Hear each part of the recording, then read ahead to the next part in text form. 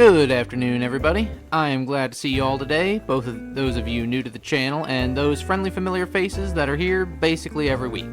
Today I won't be doing something informative. Well, not entirely informative anyway. Today I'll be talking about the latest Modern Warfare update that dropped on November 9th. And yes, I know I'm a little late to talk about it, but talk about it I must. I need to discuss this because this may be the single most important update in all of Modern Warfare 2019's history. Was it because of some special content or bug fixes? Not exactly. But before I get into the meat of this video, I just want to remind you all that Skull Crusher's merch is available via the link in the description down below. If you're looking for a snazzy gift to get someone for the holidays, why not get them a high quality item while also supporting yours truly in his quest to do this full time.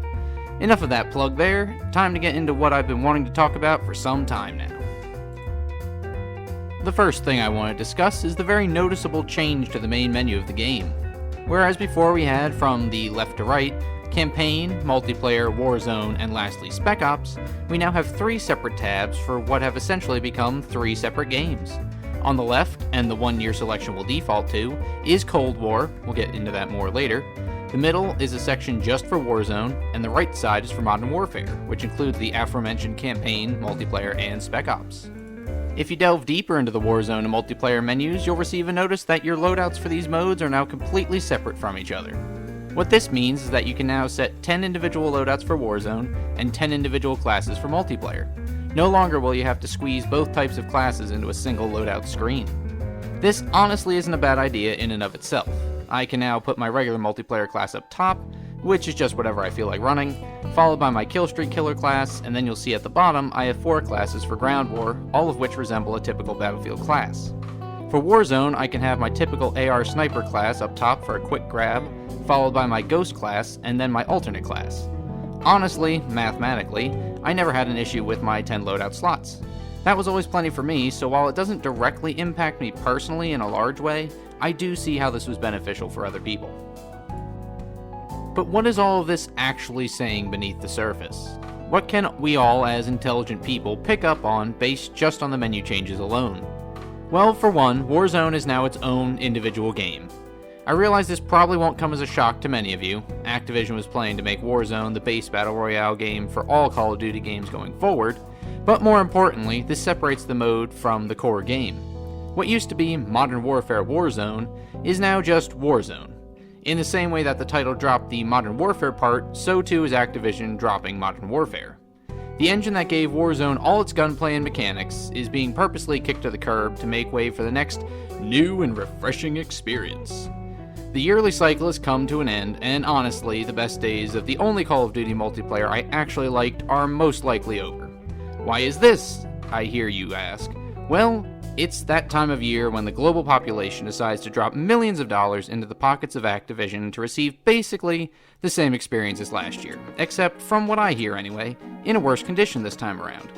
Another way that the Warzone separation hurts Modern Warfare is that while Warzone is free, when it was intrinsically connected to Modern Warfare, there would be weekends where Warzone players would have the opportunity to play standard multiplayer for free.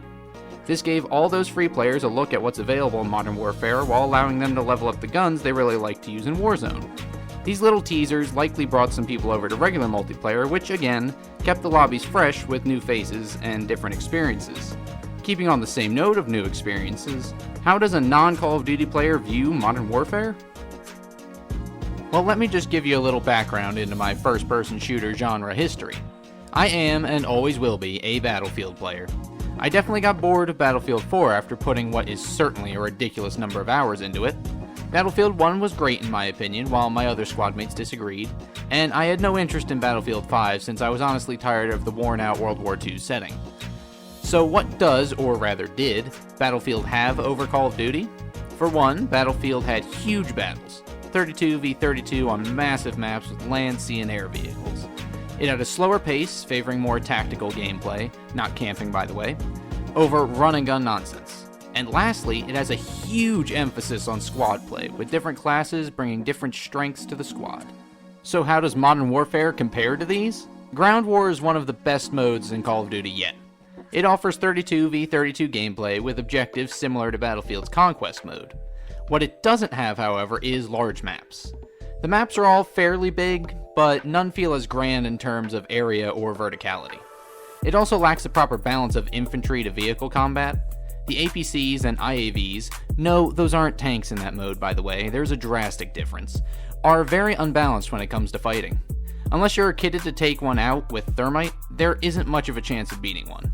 Also, squad play is comparatively awful in this mode. The only squad mechanic they have is squad spawns, which is nothing groundbreaking by itself. So compared to Battlefield, it's not too great there, but not terrible either. In regards to tactical combat, how does Modern Warfare compare?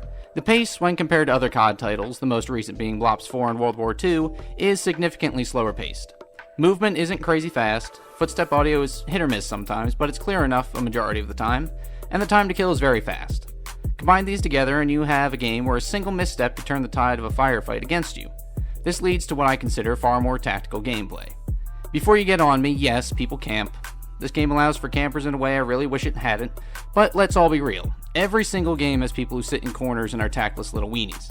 We all hate them, so let's not be them, and let's move on.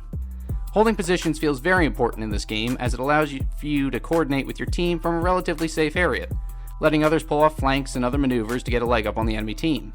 This, to me, feels like the best multiplayer experience I've played in a long time. The pace isn't nearly as methodical and intelligent as Battlefield 4, but it definitely takes a step in the right direction. So how does squad play work in Modern Warfare? Let's just say not very well at all. There are no classes, unless you're me, so everyone essentially fills the same role, and that just seems dull to me. Also, squad spawns are very hit or miss in terms of safety requirements. I've spawned on squad mates in Ground War and immediately get mowed down right after, while also having to wait 10 seconds for a squad mate to not be in combat while he's just sitting in an uncontested building. It's not really great in that department.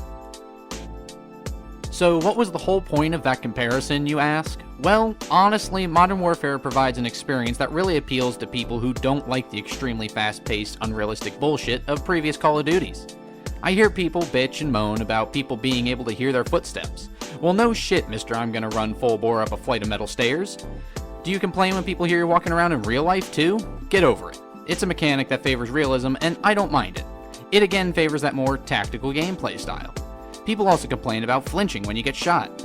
I'm sorry we aren't all Terminators. Getting shot fucking hurts, and there's no reason your aim shouldn't shift when you take a 7.62 to the chest. Again, that's tactical, and that snipers aren't just laser beams encased in concrete. Ground War really tried hard to emulate Conquest, and it succeeded on a number of fronts, so that perfectly explains why I even gave this game a go. All these things combined helped showcase the game to a wider audience, and was a really good move on Activision's part. They were able to bring in new blood into the game to keep the experience actually fresh for many people. Now, did this alienate Call of Duty fans? Of course not. If it's COD, then they'll buy it. They never have to worry about losing their sheep-like fanbase. Overall, I'd say these things all make Modern Warfare an excellent game for a large number of players.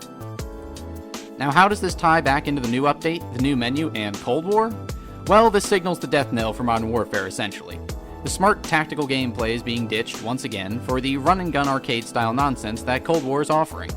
Warzone has been removed from the essential Modern Warfare experience so that it can incorporate all the new weapons and operators from games going forward.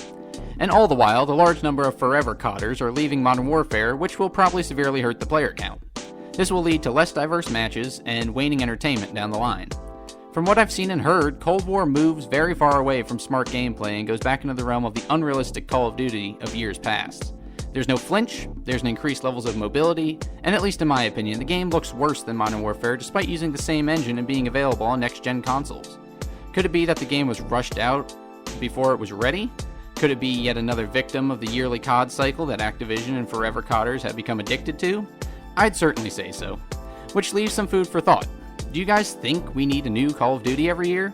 Do you think it essentially ensures that every new game will be shipped in a less optimal state? Do you think it's a conspiracy to get gamers used to shittier and shittier games until they give us literal garbage and we pay $100 for the privilege of playing it?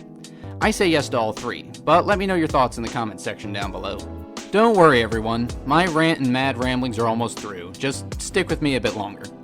Honestly, Modern Warfare does not need to die this way. I personally feel this game has enough content in terms of challenges, weapon grinding, and potential new weapons and maps to keep it going for years, much the same way Battlefield 4 did. The big difference is that each Battlefield game has a consistent fan base. Everyone may not like every game, but the ones that do stick with it for a super long time, keeping it alive in the end through community support alone. I don't feel the new COD community, or the COD community in general, has this kind of commitment to games. The forever CODers will always move on to the next game, regardless of how terrible it is. The new crowd was obviously brought in by something. My guess is obviously the drastically different gameplay style when compared to previous titles. When the series moves away from that again, many of these new fans may simply lose interest, and Modern Warfare will die while it's still in its toddler phase. Battlefield fans are honestly the only ones that could keep this game alive for this long of a time. The problem is, most of them are still playing Battlefield. Modern Warfare may be a flash in the pan for me. It really feels like it'll be the first and last Call of Duty where I really enjoy the multiplayer. And that honestly sucks for me, since I truly enjoy this title. Most of my other games I really enjoy are very time-consuming for individual sessions, notably Ark Survival Evolved and Sea of Thieves. Since I'm getting older and life changes, I simply don't have as much time for those titles as I used to, and I really enjoyed the quick fun I had with this. I understand that Modern Warfare is doomed because of its prefix, and that doesn't make its demise any less sad to me. I hope you all enjoyed this rant, essay, whatever it actually was. If you didn't, or if you disagree with me on any number of points, then let me hear it.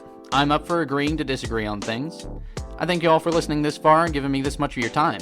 I hope your week is going great, and happy Thanksgiving to all my fellow Americans out there. This has been Doodleman149. I look forward to talking with you in the future, and I will see you later.